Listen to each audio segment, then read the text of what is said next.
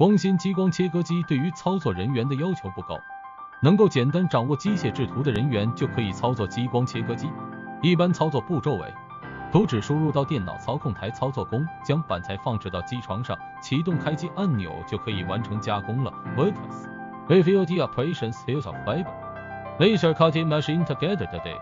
另外 Normoton China 会向客户的员工进行免费培训，确保操作员在最短的时间内了解操作流程。因此，光纤激光切割机的操作只需要简单的培训。光纤激光切割机操作流程如下：一、准备工作，按照操作说明要求阅读安全相关章节并佩戴 PPE， 准备材料并固定在工作台上，根据工件的材质和厚度，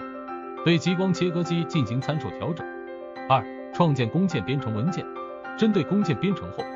将文件传输到切割软件系统中，输入文件需要采用矢量路径。三、试运行，切割一份材料并观察切割表面的垂直度、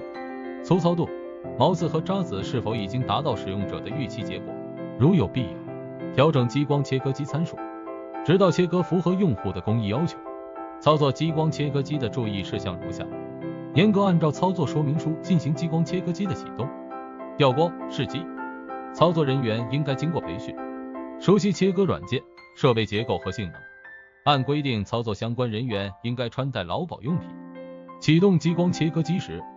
操作人员不得擅自离岗或受托人管理。一旦在设备运行过程中发现异常，应立即停机，并及时排除故障，